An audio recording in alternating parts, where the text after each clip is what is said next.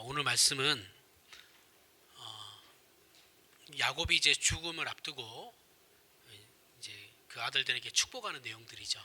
아들들을 쭉 축복을 다 해주고 그리고 49장 28절 이하를 보면 그들에게 축복하였으니 곧 그들 각 사람의 분량대로 축복하였더라라고 하죠.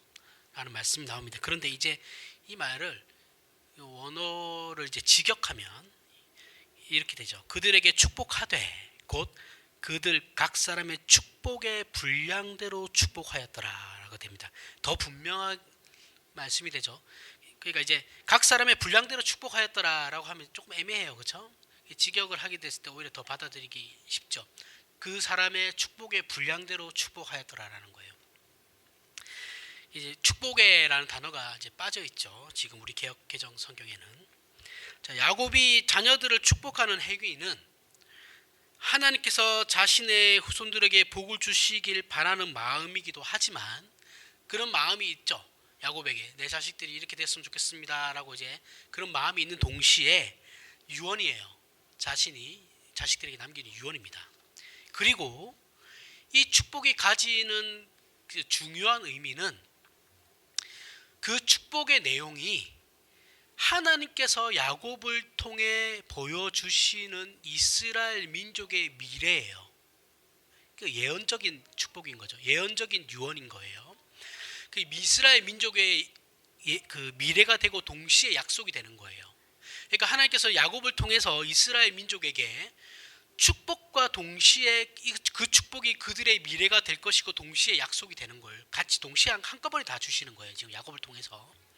그래서 본문에서 야곱이 자녀들을 축복하는 본질적인 의미는 축복의 행위는 야곱이 하고 있지만 실질적으로는 하나님께서 야곱의 후손들에게 복을 주시는 내용이 되는 겁니다. 이해가시나요? 행위는 지금 야곱이 하는 거지만 사실은 하나님이 야곱을 통해서 그들에게 이렇게 너희는 앞으로 내가 이렇게 해줄 거야 라는 약속과 동시에 그 미래를 보여주고 있다는 거죠. 특히 그 중에 관심을 끄는 사람이 이제 유다예요. 제가 유다는 항상 중요하다고 그랬죠. 그렇죠? 이 유다의 약속이 나중에 유다한테 야곱이 하고 있는 이 축복의 내용이 나중에 다윗에게 그대로 갑니다. 나단 선지자가 다윗을 하나님께서 성전을 짓는데 못 짓게 하잖아요. 그렇죠? 그러면서 나단 선지자가 다윗의 가정을 축복을 하거든요. 그 축복의 내용과 오늘 이 다윗 유다에게 하는 야곱이 유다에게 하는 축복의 내용이 똑같아요. 동일해요. 그러니까 다윗의 왕권이라고 하지만 사실은 유다의 왕권이 되는 거예요. 그러니까 유다에서 이미 다윗의 약속을 이미 유다가 다 받았어요. 받은 약속을 다시 다윗에게 확인하는 겁니다. 8절을 보면 유다의 후손들에게 높고 영광된 지위를 하나님께서 약속을 하시거든요. 이스라엘의 왕권이 유다에게서 나온다고 해요. 그리고 그는 정복자와 승리자가 될 것을 9절에 사자라는 비유로 표현을 하고 있어요. 그리고 10절에 보면 규라는 단어가 나오죠. 그렇죠? 규가 유다를 떠나지 아니하며 통치자의 지팡이, 이 규가 통치자의 지팡이를 얘기하는 거거든요. 통치자의 지팡이가 그 발 사이에서 떠나지 아니하기를 실로가 오시기까지 이르리니 이 실로라는 단어도 잘 기억하고 계셔야 됩니다. 실로가 오시기까지예요. 그러니까 실로는 어떤 존재를 얘기하는 거죠. 그렇죠? 이르기까지 그에게 모든 백성이 복종하리로다. 자, 여기 규는 왕권을 상징해요. 그 지팡이 앞에서 말했던 통치자의 지팡이, 지휘봉, 군대 가면 지휘관들은 지휘봉이 있거든요. 요만한 길이의 지휘봉이 있어요. 이게 왕이 그 지휘봉을 가지고 있는 것은 권위를 상징하는 거죠. 그래서 이 권위가 떠나지 않을 거다. 이 규가 다윗의 유다의 집안에서 떠나지 않을 거다라는 걸 얘기하는 겁니다. 그게 통치자의 지팡이에요. 그리고 실로라는 말이 나오는데 실로는 그 사무엘서를 보면 하나님의 법궤를 두었던 지명 이름으로 등장을 해요. 사무엘서에서는. 그런데 여기에서는 이 실로를 지명으로 사용하지 않아요. 이 실로라는 단어 자체가 가지고 있는 뜻은 지명으로 뜻을 그대로 가지고 와서 사용하는 거고 지명으로서 그 이름을 사용하는 게 아니에요. 그 뜻이 뭐냐면 그 실로의 말의 뜻은 그것이 참으로 속한 자라는 거예요. 그것이 참으로 속한 자가 오시기까지 누구겠습니까? 예수 그리스도죠. 그렇죠? 모든 백성들이 복종하리라. 예수 그리스도는 유다 지파 왕권이 상징하는 실체이면서 주인공이에요. 결국 예수 그리스도께서 오실 때까지만 이 왕권이 유다 지파에서 있다라는 것을 말하는 겁니다. 그리고 이 약속은 자연스럽게 메시아 약속으로 연결이 돼요. 오늘 설교를 잘 들으셔야 됩니다. 왜냐하면 다음 주부터 마태복음을 시작할 건데 연결될 거예요. 메시아 약속으로 연결되는 겁니다. 유다의 그 왕권은 하나님께서 베푸시기로 작정하심으로 이미 시작되었죠. 그죠? 하나님의 작정하심, 계획하심은 이꼬르 결론이에요. 왜냐하면 하나님의 작정은 무조건 이루어지니까. 우리는 그렇게 믿고 있어요. 작정은 이미 시작되었고 진행되는 과정이고 결과가 되어져 있죠. 이 세 가지가 동시에 다 되어져 있는 거예요. 그 상황 가운데 그 결과되는 구원의 중요한 일꾼으로서만 존재하게 될 왕권이다라는 거예요. 예수 그리스도께서 오실 때까지, 그 실체가 오실 때까지 너희들은 그 유다의 집안이 이스라엘을 다스릴 거다라는 거예요. 그 왕권이 결국 역사적으로 이스라엘의 정치적인 왕이면서 궁극적으로는 하나님의 백성을 구원할 하나님의 아들 성자 예수님의 메시아직으로 이어진다라는 거죠. 다윗의 왕권은 메시아직으로 이어지잖아요, 그렇죠? 그 다윗의 약속과 지금 유다의 약속은 동일한 거니까 그 직이 이어진 메시아직으로 이어진다고 얘기하는 겁니다. 49장 8절에 보면 그래서 이렇게 얘기하죠. 유다야, 너는 내 형제의 찬송이 될지라. 내 손이 내 원수의 목을 잡을 것이요 내 아버지의 아들들이 내 앞에 절하리로다. 이 내용은 창세기 3장 15절의 내용을 상기시켜요. 창세기 3장 15절은 원시복음이라고 합니다. 그 아담과 하와가 타락하고 난 뒤에 하나님께서 제일 처음 인간에게 약속하시는 부분, 내가 너로 여자와 원수가 되게 하고 내 후손도 여자의 후손과 원수가 되게 하리니 여자의 후손은 내 머리를 상하게 할 것이요 너는 그의 발꿈치를 상하게 할 것이라. 자, 이 내용은 앞에서 얘기했지만 타락한 인류 앞에 하나님께서 구원을 약속하시는 것이요 메시아에 대해서 첫 예언을 하시는 거예요. 그 사탄과 죄를 물리치실 하나님의 구원과 그분의 나라를 성립시킬 메시아를 약속한 내용과 의미가 이 두 구절에, 그러니까 창세기 49장 8절 유다에게 그 축복한 내용과 창세기 3장 15절의 내용의 두 구절이 동일하게 나타나고 있어요. 이렇게 유다의 왕권과 아브라함으로부터 시작한 믿음으로부터 말미암는 의, 자, 믿음으로부터 말미암는 이신칭이라는 이 의는 아브라함으로부터 시작되는 겁니다. 그 아브라함으로부터 시작되는 그 의와 이신칭의와 그리고 유다로부터 시작되는 유다의 왕권은, 이 두 주제는 성자 예수님의 메시아직 안에 그대로 녹아들어요. 메시아로 오시는 예수 그리스도는 이 두 가지의 주제를 다 가지고 오시는 거예요. 그럼 이 유다의 왕권과 이신칭이라는 이 두 주제가 어떻게 성자 예수님의 메시아직 안에 녹아들 수 있는가 하면, 이게 이제 마태복음 1장에 이렇게 시작되는 겁니다. 1장 1절을 보면 아브라함과 다윗의 자손 예수 그리스도의 계보라. 이건 이제 다음 주에 제가 다시 이 구절 가지고 그대로 설교를 할 겁니다. 그러니까 오늘은 간단하게 살펴볼 건데, 자, 아브라함과 다윗의 자손 예수 그리스도의 계보라라고 해요. 여기서 아브라함이 등장하는 이유는 뭡니까? 하나님께서 아브라함에게 내 자손이 하늘의 별과 같고 바다의 모래 같으리라고 약속하셨죠. 그런데 여기 나오는 자손이라는 말을 사도 바울이 어떻게 갈라디아서에서 해석했냐면, 자, 우리가 여기서 내 자손이 하늘의 별과 같고 바다의 모래 같으리라 하면은 그 자손들이 많을 거다라는 그 복수의 형태죠, 그렇죠? 많을 거다라는 걸 예상하는데, 바울은 여기에서 자손이라는 의미를 단수로 사용해요. 그러니까 여럿을 가르쳐, 갈라디아서에서 어떻게 얘기하고 있냐면 여럿을 가르쳐 자손이라 하지 않고 하나를 가르쳐 자손이라고 설명하고 있어요. 그 자손이 바로 예수 그리스도를 얘기하는 겁니다. 물론 그 자손이 복수적인 의미도 있는 거예요. 동시에 단수적인 의미도 있지만 복수적인 의미도 동시에 가지는 거예요.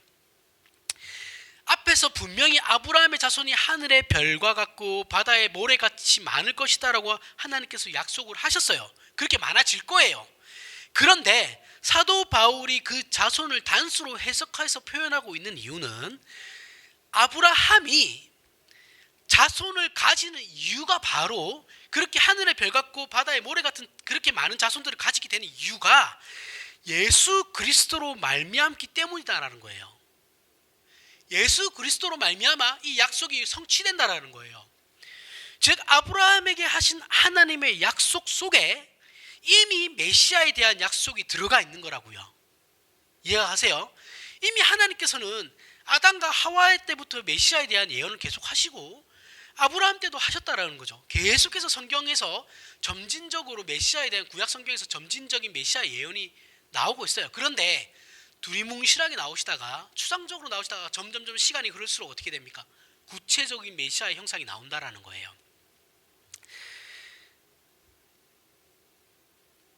즉 아브라함에게 하신 하나님의 약속 속에 이미 메시아에 대한 약속이 들어가 있기 때문에 마태복음 1장 1절에 아브라함과 다윗의 자손으로 불렸다라는 거죠. 실제적으로 아브라함과 다윗의 자손은 아니에요. 예수 그리스도가.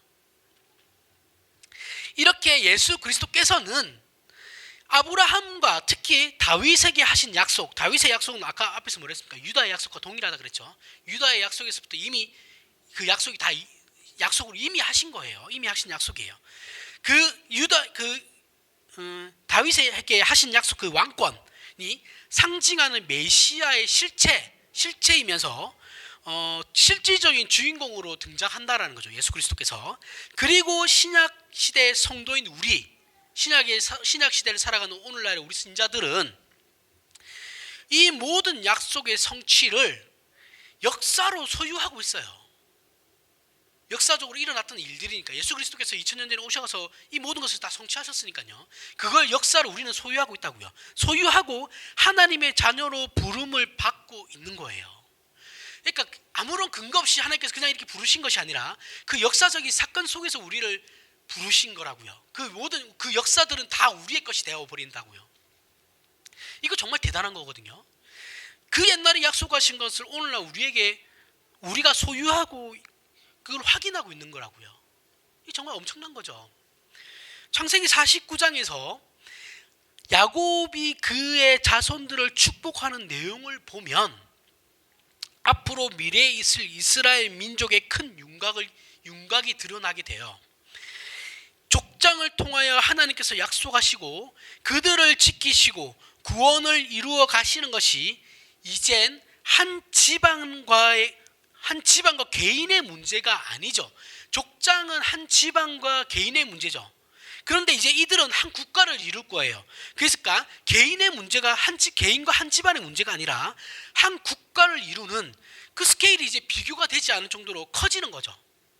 자, 그러면 한 집안이 한 국가로 커진다라는 의미는 하나님께서 이루고자 하시는 일이 동시에 더 확대되는 거죠.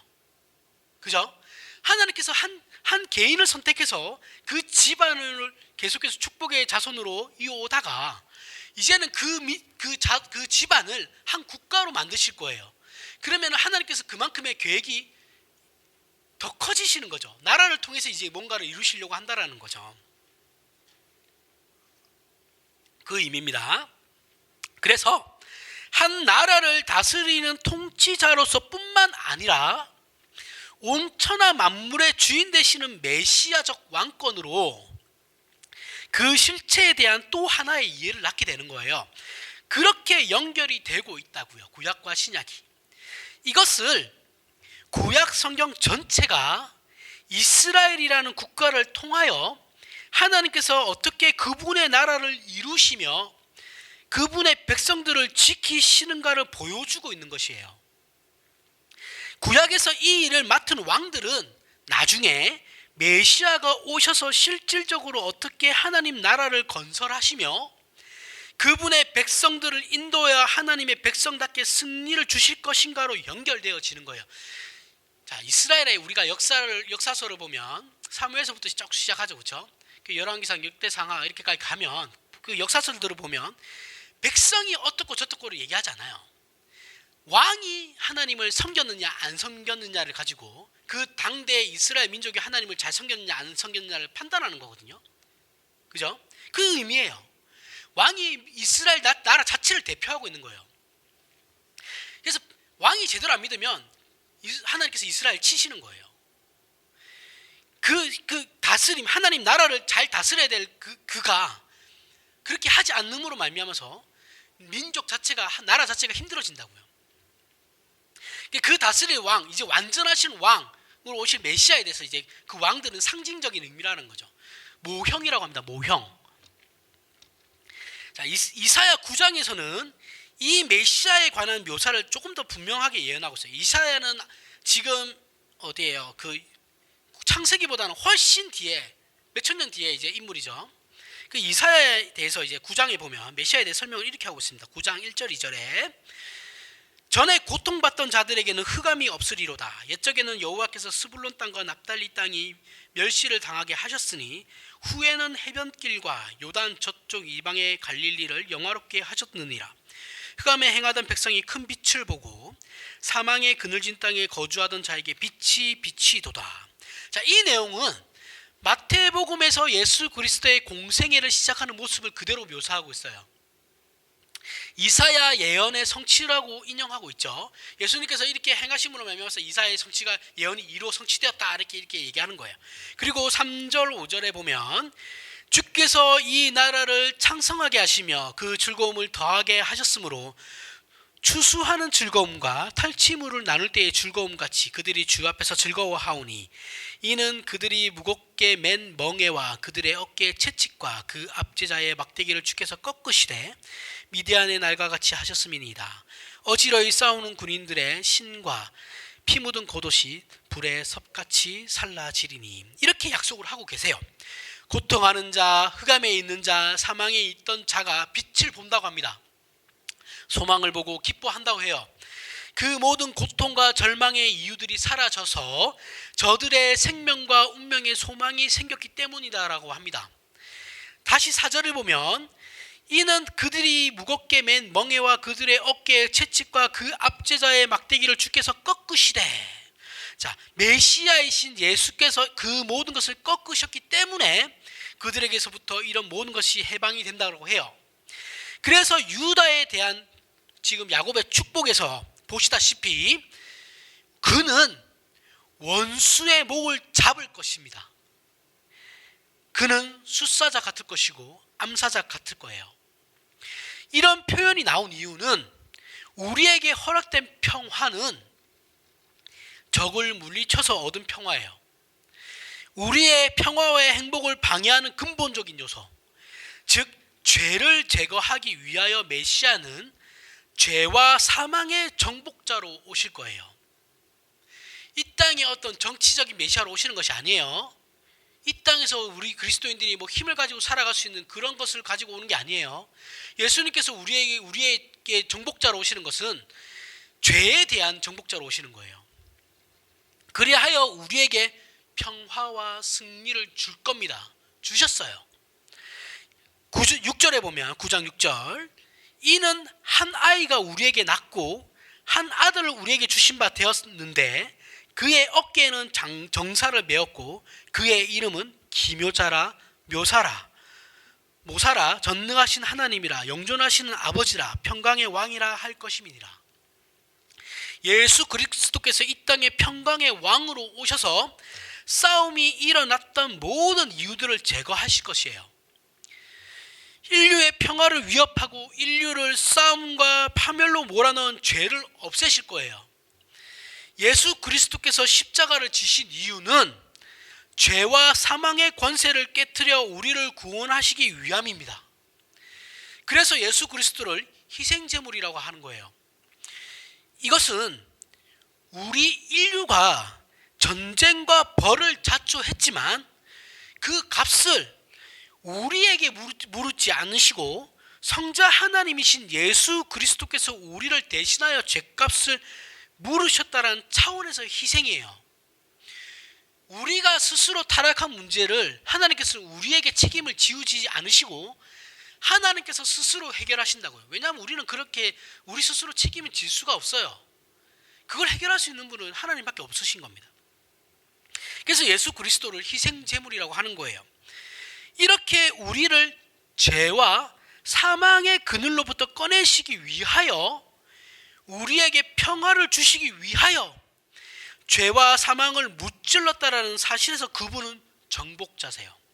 그리고 평강의 왕이신 겁니다. 이것이 유다에게 한 축복 속에 다 들어가 있어요. 그분은 원수의 목을 잡고 먹을 것을 움켜쥔 사자와 같습니다. 7절에 보면 이사야 9장 7절에 그 정사와 평강의 더함이 무궁하며 또 다윗의 왕자와 그의 나라에 군림하여 그 나라를 굳게 세우고 지금 이후로 영원히 정의와 공의로 그것을 보존하실 것이라. 만군의 여호와의 열심히 이를 이루시리라. 여기에 나오는 다윗의 왕자와 그 나라에 군림하여라는 뜻은 유다에게 허락되었던 복이에요. 동일한 복이죠, 그렇죠? 복이고 예수 그리스도는 그 실체십니다. 이것을 어떻게 이루시냐 하면 하나님의 열심히 일을 이루신다고 하는 거예요. 우리가 아니고, 인간이 아니고 하나님의 열심히 이 하나님께서 하신 약속을 이루신다고요. 그런데 하나님께서 이 열심을 다해서 자신의 약속하신 이 언약을 이루신다고 하는데, 그러면 누가 방해를 할 수 있겠냐고요. 이 하나님이 하시는 일을 하나님께서 직접 그것도 열심을 다해서 이루신다고 하는데, 이걸 어떤 존재가 이것을 방해할 수 있겠냐고요. 성경이 하는 말은 예수 그리스도의 약속은 현실적으로 지금 이 시대를 살아가고 있는 모든 신자들에게 미래의 약속으로 주어진 것이 아니에요. 이 약속은 이미 성취된 약속이에요. 그 옛날부터 약속하신 그 약속이 성취된 거예요. 예수 그리스도 오심으로 말미암아. 그래서 신약을 살아가고 있는 우리에게 이 평화가 이루어졌다라고 지금 성경은 얘기하고 있는 거예요. 근데 우리는 그렇게 생각하지 않죠. 나에게 아무런 평화가 없는데요. 그죠? 평화가 없잖아요. 우리 마음속에는 평화가 없어요. 로마서 6장 6절에서부터 11절을 보겠습니다. 로마서 6장 6절에서부터 11절을 보면, 우리가 알거니와 우리 옛사람이 예수와 함께 십자가에 못 박힌 것은 죄의 몸이 죽어 다시는 우리가 죄에게 종노릇하지 아니하려 함이니, 이는 죽은 자가 죄에서 벗어나 의롭다 하심을 얻었음이라. 만일 우리가 그리스도와 함께 죽었으면 또한 그와 함께 살 줄을 믿노니, 이는 그리스도께서 죽은 자 가운데서 살아나셨음에 다시 죽지 아니하시고 사망이 다시 그를 주장하지 못할 줄 알미로다. 그가 죽으심은 죄에 대하여 단번에 죽으시며 그가 살아계심은 하나님께 대하여 살아계심이니, 이와 같이 너희도 너희 자신을 죄에 대하여 죽은 자요 그리스도 예수 안에서 하나님께 대하여 살아있는 자로 여길지어다. 단번에 죽으심이죠, 그렇죠? 로마 카톨릭에서 얘기하는 그 고해 성사 같은 게 아니에요. 우리의 죄에 대해서 그냥 한 번에 끝나신 거예요. 해결하신 거예요. 예수 그리스도의 죽으심과 부활이 우리에게 구원을 가져다 주는 거예요. 구원이란 하나님과 적대적 관계로부터 하나님과 화목된 자리로 오는 것을 구원이다라고 해요. 하나님과의 관계 회복을 구원이라고 하는 거예요. 구원의 또 다른 표현으로 죄와 사망의 종으로부터 하나님의 백성으로 회복된 것을 얘기하는 거예요. 존재의 문제라고요. 존재, 신분의 문제. 구원은 그냥 단순히 죽으면 천국 가는 이게 아니라고요. 예수 그리스도께서 죽으심으로 죄 아래에 있던 우리를 구원해 내신 거예요. 종은 그 신분이 변하지 않아요. 죽으면 그 책임이 끝나죠. 노예는 그런 거예요. 죽은 자를 종으로 데리고 있을 수 없죠. 그죠? 죽으면 노예에서부터 해방되는 거예요. 예수 그리스도께서 죽으셨다라는 것은 우리와 함께 죄의 관계에서부터 죽으심을 말하는 거예요. 우리가 죄로부터 죽었다라는 거예요.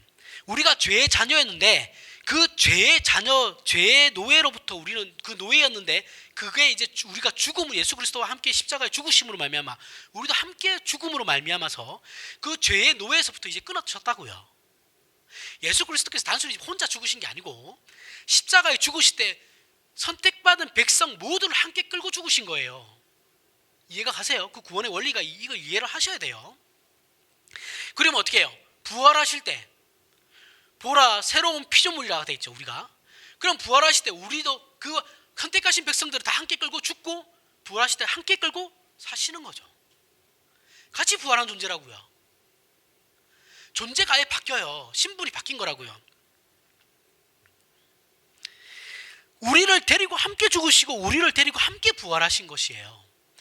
우리는 예수 그리스도의 죽음 속에서 죄와 함께 끊어졌고 하나님과의 관계에서는 그분의 부활하심으로 말미암아 새로운 백성으로 태어났다는 것이에요.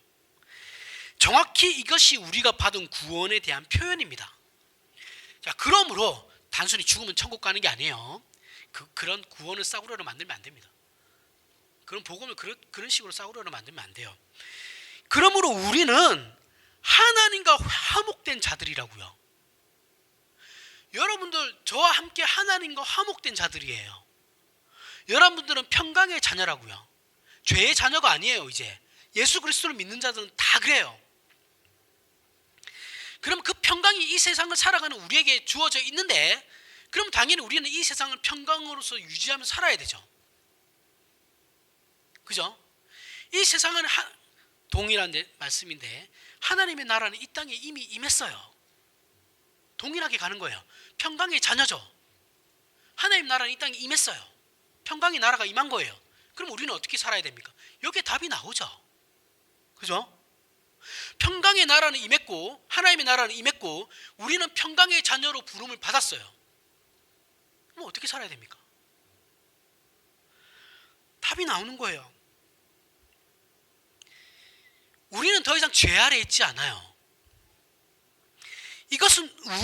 이것이 우리의 구원이고 저와 여러분들의 신분이고 동시에 운명이에요. 이 운명은 바뀌지 않아요. 지금 우리에게 주어진 평화는 안 평화롭죠. 힘들어요. 죽겠어요. 그죠? 우리나라 사람들 죽겠다는 표현 잘하는데 죽겠어요. 정말 매일매일이 힘들어요. 하지만 우리에게 주어진 것은 평화예요. 이것은 영적인 거예요. 하나님과의 관계를 회복된 거라 그랬잖아요. 그렇죠? 하나님과의 관계에 관한 것으로 하나님과 우리 사이에 더 이상 적대감이 없고 불화도 없고 평화라는 거예요. 평화의 관계라는 거예요. 그러나 여전히 구원받았어도 우리의 죄성은 존재해요. 그죠? 우리의 죄성이 없어져서 구원받은 게 아니에요. 예수 그리스도의 십자가의 공로가 우리의 죄를 가려줌으로 말미암아서 하나님께서 우리를 의롭다 칭해 주시는 것이지 우리가 잘나서 하나님께서 우리가 가지고 있던 그 안에 죄성을 다 없애줘서 우리가 구원받은 게 아니에요. 여전히 우리는 구원은 받았지만 죄성은 남아있어요. 이것은 우리가 부활했을 때 영화롭게 되는 거예요. 가진 존재이기 때문에 우리에게 하나님께서 그리고 자유를 허락하고 계시죠. 그죠? 우리는 여전히 우리는 자유의지를 가지고 살아요. 그래서 여전히 못난 짓도 해요. 하지만 우리가 반드시 기억해야 하는 것은 우리가 못난 짓을 하는 것과 그 일들로 말미암아 하나님과의 관계가 악화되거나 끊어지는 것은 아니다라는 거예요. 내가 죄를 지었다고 해서 내가 예수 그리스도를 믿는데 내가 죄를 지었다고 해서 그 하나님과의 관계가 끊어지지 않는다고요. 악화되지도 않아요. 부모와 자식이 잘못했다고 해서 그 관계가 끊어지나요? 아니잖아요. 그렇죠? 그 관계는 여전히 유지돼요. 하나님의 자녀인 우리는 분명히 하나님을 근심하게 할 수는 있어요. 우리는 연약하니까요. 죄를 가졌으니까. 하나님을 근심하게 하지 않는 사람은 세상에 하나도 없어요. 성경의 그 어떤 인물도 하나님이 근심하게 하지 않은 사람은 없어요. 다 근심하게 했어요. 그러나 하나님께서는 자식이 잘못했다고 그 자식을 버리진 않는다고요. 여러분 나중에 마태복음 할 때, 나중에 제가 기회가 되면 탕자 비유를 할 건데, 탕자를 우리는 주인공을 탕자로 생각하죠. 예수님께서 비유를 말씀하실 때 첫째 주인공은 하나님이세요. 그 탕자의 아버지가 주인공이에요. 그 다음에 두 번째 주인공은 믿지 않는 사람에게는 탕자가 주인공이 되는 거고, 믿는 사람에게는 탕자가 주인공이 아니에요. 그 형이 주인공이지. 안 끊어진다고요, 관계가. 생명책에서 뭘 지워요? 지우기는. 지가 뭔데? 도라이 아니에요, 도라이. 하나님과 우리의 관계는 우리의 잘못이나 못남으로 악화되지 않아요. 취소되지도 않고 변개되지도 않습니다. 그러나 하나님께 징계를 받을 수는 있어요. 맞을 수 있다라는 거예요. 히브리서 12장 6절에 보면 주께서 그 사랑하시는 자를 징계하시고 그가 받아들이시는 아들마다 채찍질하심이라 하였으니, 자, 우리가 하나님께 징계를 받는다는 것, 맞는 것, 그 우리의 존재가 하나님께 사랑의 대상이기 때문에 일어난다라는 거예요. 하지만 이건 징벌이 아니에요. 징계예요. 징계는 다른 뜻을 가지는데 여러 가지 뜻이 있어요. 훈련도 되고 그 연단이라는 뜻도 동시에 가집니다. 하나님께서 자신의 자녀들을 훈련시키시고 연단시키시는 거예요. 그런데 이것도 하나님의 관심 밖에 있는 자들에게는 해당 사항이 없어요. 유기자라 그럽니다. 유기자. 하나님의 관심 밖에 있는 사람들. 유기된 자들에게는 징계 없어요.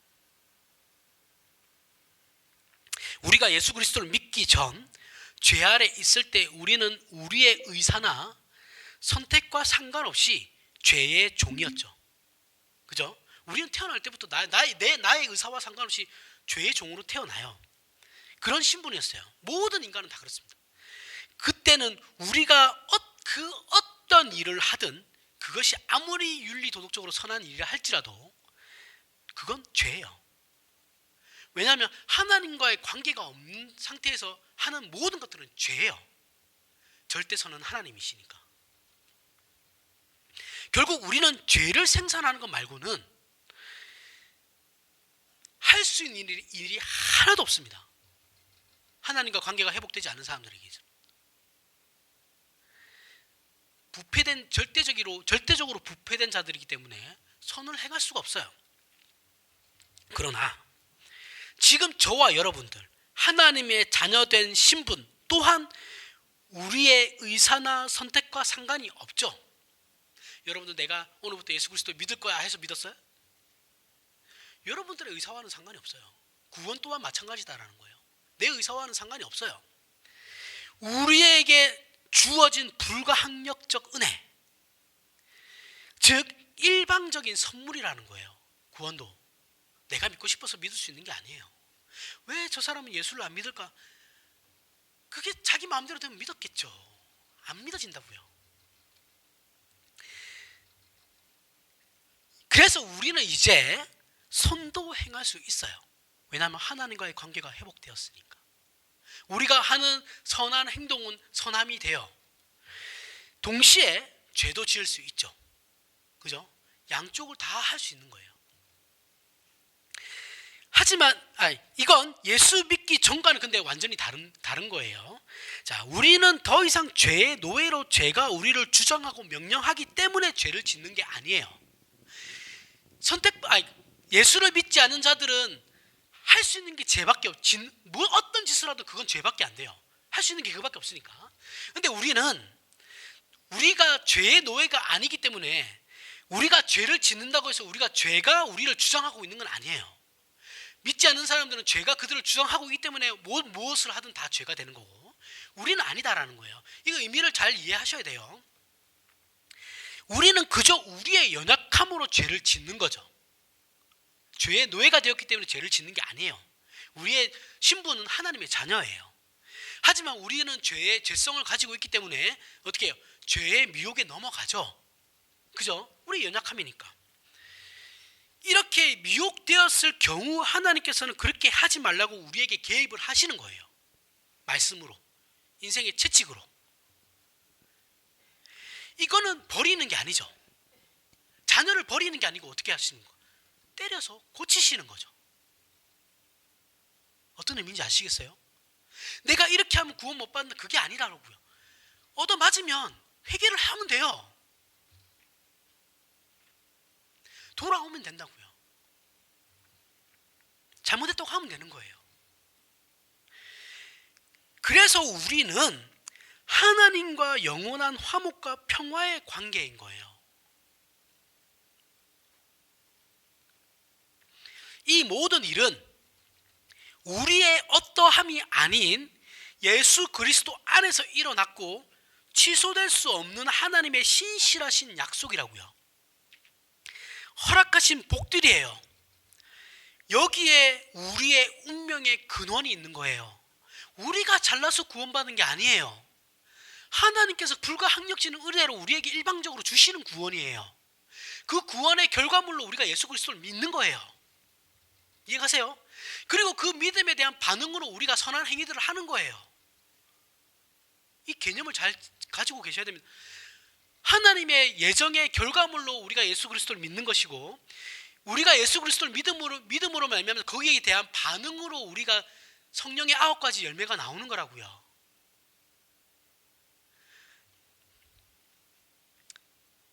이해하셨으리라 믿고.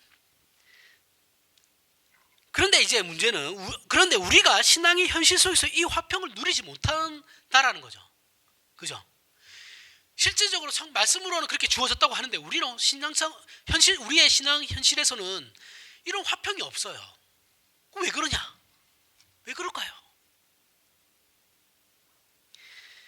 우리가 기대하고 원하는 만큼의 신앙 수준을 내가 만들어내지 못하고 있기 때문이죠.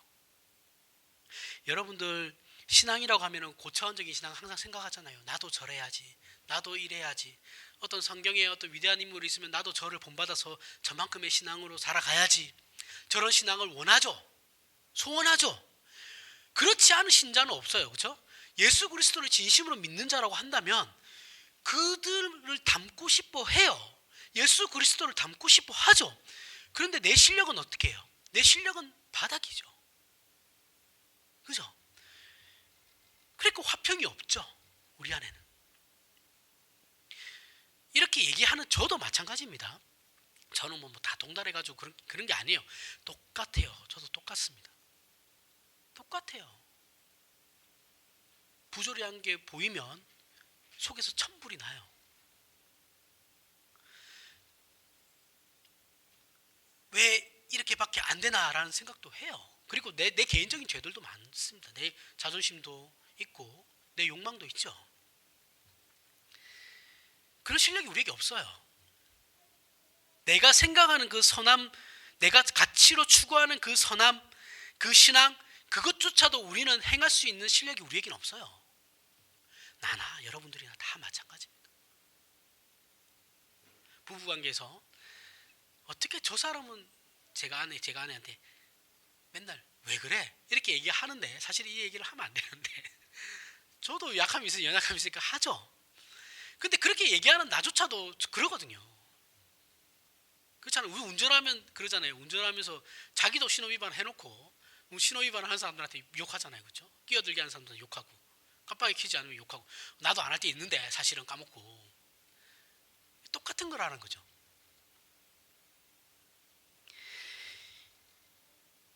우리는 또 이 모든 사실을 알아요. 모르는 사람 없습니다. 그죠? 내가 추구하는 신앙의 수준이 있는데 거기에 닿지 못하는 내 실력을 알아요. 모르지 않습니다. 모르지 않아요.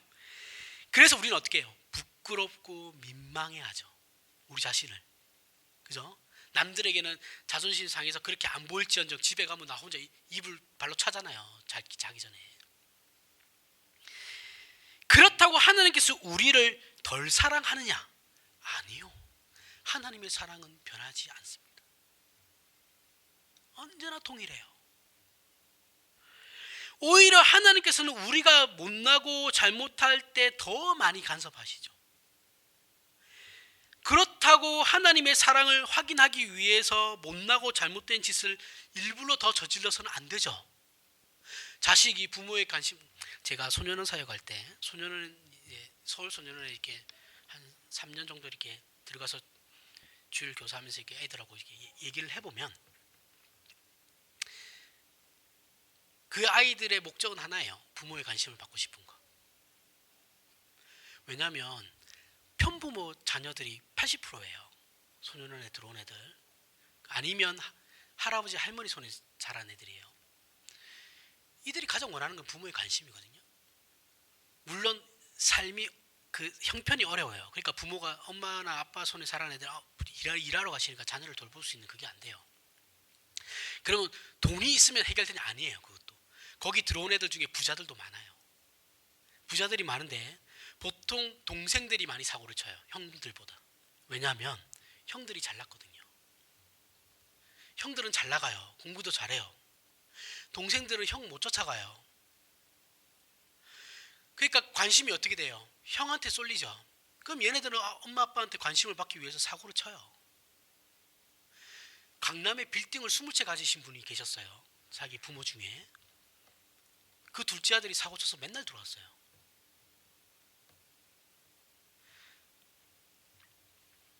그렇게 하면 안 된다라는 거죠. 그렇죠? 내가 관심을 더 받기 위해서 내가 죄를 지을 수는 없어요. 부모의 입장에서는 못난 자식일수록 어떻게 합니까? 정이 더 가죠. 아픈 손가락에 관심이 더 가는 거예요. 자식이 못났다고 부모 자식 관계를 끊는 부모는 없습니다. 그 끊는 부모가 이상한 거죠. 그 사람은 제가 볼 때는 생각 자체가 잘못된 사람이에요. 우리 마음에 기본적인 신앙의 확고한 자신감이 있어야 돼요. 기본적인 신앙의 확고함이라는 것은 하나님과 나의 관계가 틀어지지 않는다라는 거. 그런데 이 자신감이 우리를 교만하게 하고 우월의식으로 가게 하지 않아요. 오히려 우리를 민망하게 하고 우리를 부끄럽게 하죠. 그죠? 하나님이 나를 사랑하신다 라는 것을 확고하게 믿고 있다면 그것으로 말미암아서 우리는 민망해지죠. 내가 이렇게 큰 사랑을 받으면서 어떻게 나는 이렇게밖에 못 사나? 이런 생각으로 우리를 가게 만들어요. 그런데 만약에 내가 이런 짓을 해도 하나님은 나를 외면하지 않으실 거니까 나 예배도 안 드리고 이것도 안 하고 저것도 안 하고 다 안 해도 되겠네? 이러면 어떻게 합니까? 이런 이상한 근거 없는 자신감으로 자기 마음대로 살면 이건 하나님도 기독교 신앙도 십자가도 이해하지 못하는 사람이에요. 제가 자유에 대해서 얘기를 하고 양심적인 신앙생활에 대해서 얘기를 강조를 하잖아요. 우리 교회는 강제적으로 하는 거 없습니다. 그렇다고 해서 그럼 나 이것도 안 해도 되겠네요. 저것도 안 해도 되겠네요. 그렇게 생각하시면 정말 곤란한 겁니다. 하나님은 자발적으로 하는 걸 원하시는 거지 강제적으로 하는 걸 원하시지 않아요. 그래서 저도 우리 교회는 강제적으로 뭔가를 안 하는 거예요. 알아서 하시라고. 양심껏 하시라고. 하나님을 사랑하는 만큼 하시라고. 이해가 가세요? 방치하는 게 아니라고요. 목사님은 우리한테 관심도 없어. 그게 아니에요. 무슨 말인지 아시겠죠? 관심 있어요. 한 사람 한 사람에게 다 관심 있고 사랑합니다. 그런데 사랑이라고 해서 그걸 강제로 하면 안 된다고요. 내 소유가 아니라고요. 나는 그저 우리 목회자들은 여러분들을 하나님께로 인도하는 방향 제시만 하는 거예요. 양심껏 하시라고요.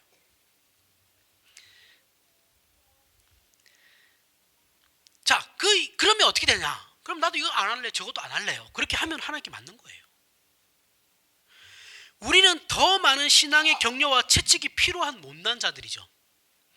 이렇게 못난 자들을 하나님께서 오래 참으시고 우리가 우리 자신에 대하여 부끄러워하고 실망하는 것들을 하나님께서 오랫동안 기다리시는 거예요. 이와 같은 하나님의 사랑이 우리를 감동시켜서 우리의 전인격을 하나님께 항복하게 만드는 거라고요. 요셉의 형들처럼, 요셉처럼. 믿음이란 이러한 하나님께서 아직도 우리에 대해 기다리고 계신다라는 생각을 가지는 거라고요. 로마서 5장 1절을 보면 앞에 얘기들을 좀 더 확실하게 얘기해 줍니다. 그러므로 우리가 믿음으로 의롭다 하심을 받았으니 우리 주 예수 그리스도로 말미암아 하나님과 화평을 누리자. 자, 이것이 모든 신자들의 현실이고 모든 신자들에게 즉각적으로 영원토록 허락된 복이에요. 로마서 5장 2절에 보면 또한 그로 말미암아 우리가 믿음으로 서 있는 이 은혜에 들어감을 얻었으며 하나님의 영광을 바라고 즐거워하느니라. 자, 하나님께서 우리에게 허락하신 구원과 하나님과의 화목은 영광된 승리까지 계획된 일이고 작정이며 하나님과 화평을 누린다면 모두가 이 영광의 자리에 가고야 말 것이다라는 분명한 약속이라고요. 저 사람이 저렇게 하고도 어떻게 구원을 받을까? 그 고민할 필요 없다고요. 하나님께서 다 하신다고요. 그래서 우리는 우리의 미련함과 게으름과 못남과 연약함으로 이 마땅히 해야 하는 우리의 자신과의 싸움 포기해서는 안 된다고요. 여러분과의 자신과의 싸움이 뭐예요? 어떤 싸움이에요? 자존심이죠. 내 자존심하고의 싸움이죠. 아우 저거 진짜 그거 하지 말라는 거고 마음으로만 하고 겉으로 표시하지 말라는 거고 불만이 있어도 마음으로 참고 기다려 주라는 거죠. 그 내 본성과의 싸움을 얘기하는 거예요. 내 죄악된 본성과의 싸움. 이거 포기하면 안 된다고요. 이게 신앙에서 제일 어려운 일이거든요. 일로 때우는 건 누구나 다 합니다. 그거 못하는 사람 어디 있어요? 자신과의 싸움을 안 하니까 문제지. 이사야 9장에서 나오는 말씀처럼 하나님의 열심히 일을 이루시리라는 말씀을 믿고 의지하여 자기 자신과의 싸움을 포기하지 않고 끝까지 해나간다는, 나는 원래 이렇게 생겨 먹었으니까 하나님 저를 그냥 포기하고 그냥 가십시오, 그건 우리 생각이에요. 그러면 맨날 쳐맞는 거예요. 하나님한테. 이해가 가세요? 환난이 필요한 거예요. 그래서 우리에게 환난 없이는, 나에게 어떤 어려움 없이는 사람은 절대 변하지 않습니다. 화근해요. 화근할 수 있어요. 안 변합니다. 절대요. 절대. 우리가 창세기 전체에 걸쳐가지고 확인하는 것은, 인간이 한 것은 모든 창조의 영광과 복들을 제쳐놓고 타락하여 저주받은 것밖에 없어요. 창세기 내용을 다 보십시오. 인간이 한 것이라고는 그냥 죄 지은 것밖에 없어요. 그죠? 모든 것을 다 하나님께서 만들어 가시는 거예요. 그 인류에게 하나님께서 메시아를 약속하시는 거예요. 믿음의 구원을 아브라함으로부터 시작하여 우리에게 이르기까지, 아니 이제는 우리를 증거로 삼아서, 저와 여러분들을 증거로 삼아서 더 많은 하나님의 백성들을 불러 모으실 거라고요. 여러분들은 그들에게 있어서 하나님의 증인이에요. 그렇게 서야 된다고요. 세상에. 하나님께서는 그 은혜로우심과 신실하심으로 시작하시고 찾아오시고 그 영광된 승리를 우리 모두에게 베푸셨고 지금도 베풀고 계시며 영광을 받으실 거예요. 저와 여러분들을 통해서, 연약한 우리들을 통해서 하나님께서는 영광을 받으실 거예요. 이것이 기독교 신앙이라고요. 잘난 사람들 만들어가지고 영광 받으시는 게 아니고, 지질이고 못난 저 같은 사람 만들어가지고 영광 받으신다고요. 이해가 가세요? 잘난 사람은 하나님도 저 인간 잘났다는 거 알아요. 그 신경도 안 씁니다. 못난 사람들 찾아다니는 거지. 그리고 이 기독교 신앙은 하나님의 하나님 되심과 은혜로우심과 자비하심과 신실하심과 전능하심과 그 놀라우심 그 자체예요. 그래서 우리 모두가 하나님과 화평을 누리는 것으로 우리에게 일어나는 현실 속에서의 모든 조건과 환경의 어려움뿐만 아니라 아직도 우리 안에 꿈틀대고 있는 옛 본성들, 죄의 잔재들, 못나고 악하고 게으르고 비겁한 것들까지도 모두 하나님의 찾아오심과 복주심과 능력과 작정을 바꿀 수 없다는 것을 우리 마음 깊이 감사하며 누리시라고요. 누리시라고요. 제발 좀 누리세요. 이것이 우리 신자의 특권이에요. 특권. 그러므로 우리는 우리 삶에서 신자된 자랑들을 놓치지 말고, 우리에게 자랑이 있죠. 예수 그리스도가 우리 자랑이시잖아요. 그렇죠? 하나님과 내가 화평된 관계에 있는 존재라는 게 우리의 자랑이잖아요. 그것을 놓치지 말고 전전긍긍하며 살아가지만 우리의 마음까지 전전긍긍하지 말고 자신의 개인적인 운명과 세상 역사의 끝이 하나님의 손에 있다는 것을 확인하여 든든한 믿음을 위하여 우리의 인생을 구가하는 참된 신자의 복을 누리시길 바랍니다. 기도하겠습니다.